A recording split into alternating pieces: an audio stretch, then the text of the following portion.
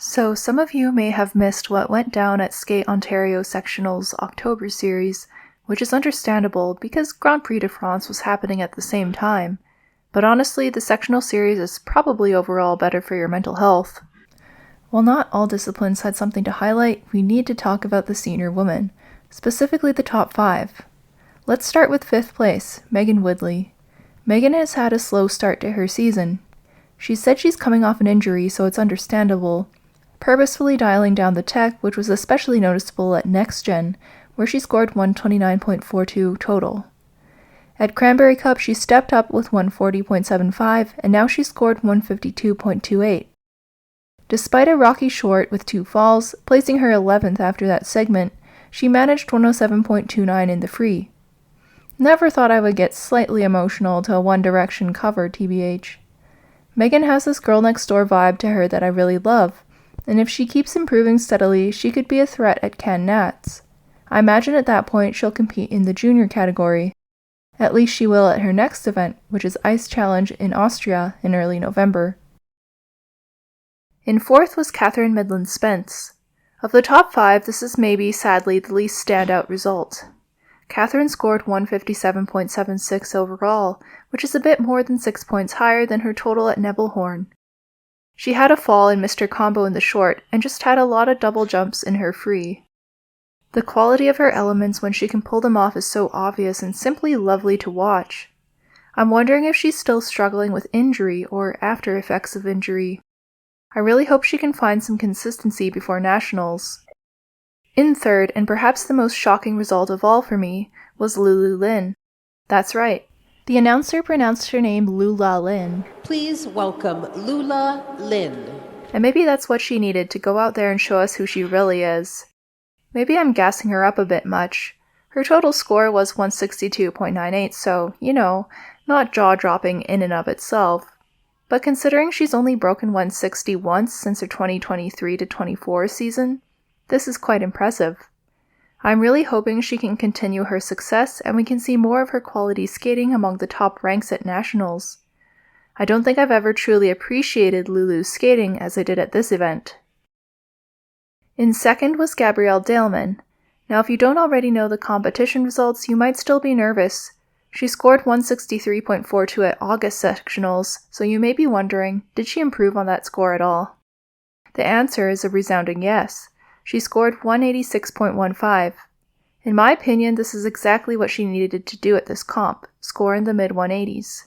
She started off the free skate by getting a downgrade on the second triple toe in her opening combo, which was kindly blocked from view by a fiberglass support bar.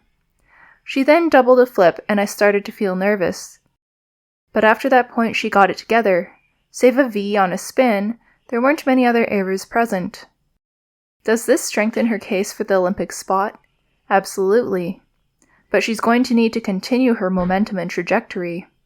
I think her next comps are Ice Challenge in Austria and then Skate Canada Challenge in Calgary at the end of November, which, by the way, I may attempt to attend if my wallet outlasts my sanity after Skate Canada and Skate America. The pressure's on Gabby to continue keeping up and improving on her scores, but if anyone's up for the challenge, it's her.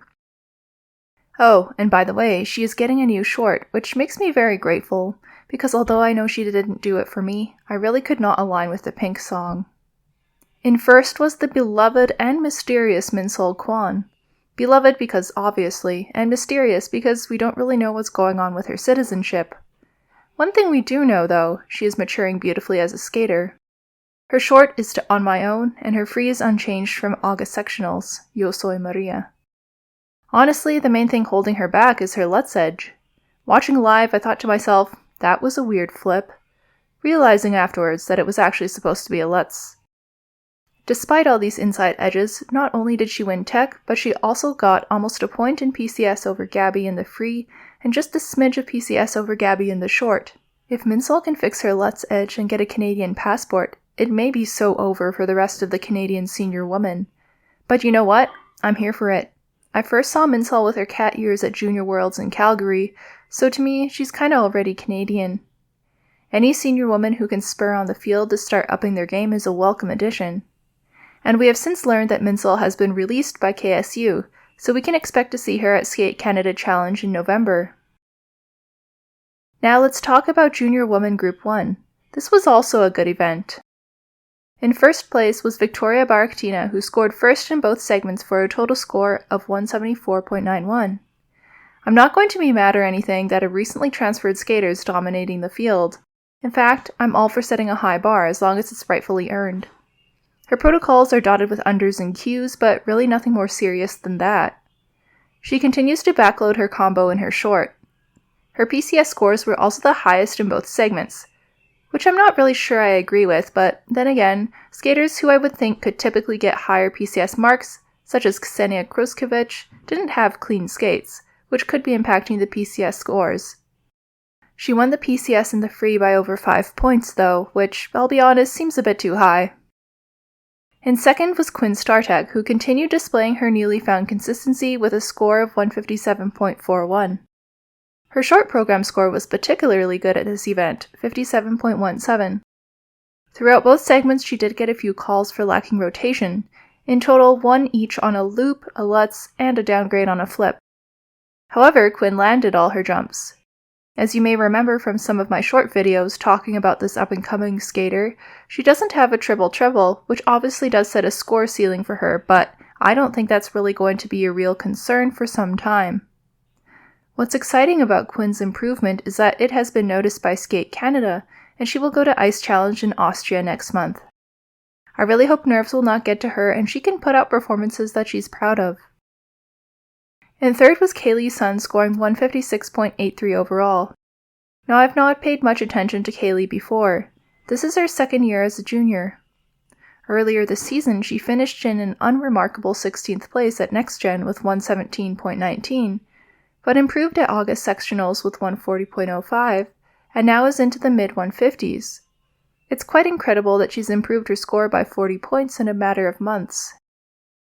She has a triple-toe, which she competed in this short program. She singled a Lutz in the free. If not for that, she would have placed above Quinn. And like Quinn, she stayed upright, not a single fall. Ksenia Kruskevich was in fourth with 147.65. Man, I could only guess that she's injured or struggling with something of the like. She previously competed at Next Gen with a hand in a brace and withdrew from August Sectionals after the short. This is her best score this season, but she hasn't repeated the total scores around 160 we saw last season that got me excited about her.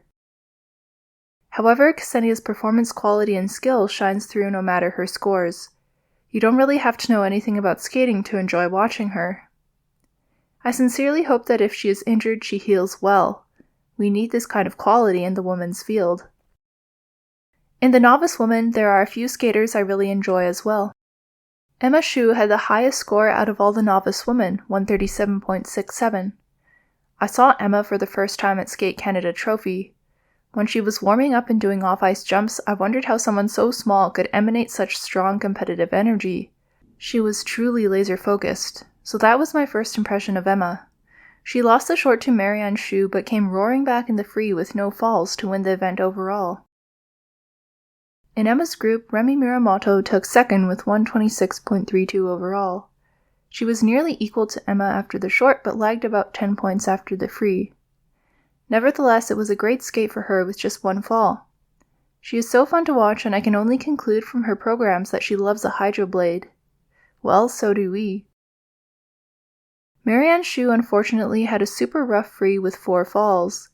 This is really too bad because I love her free skate, which is To Cosmic Love by Florence and the Machine. I really hope she has a cleaner skate with this program later in the season. The senior men's field was relatively unremarkable.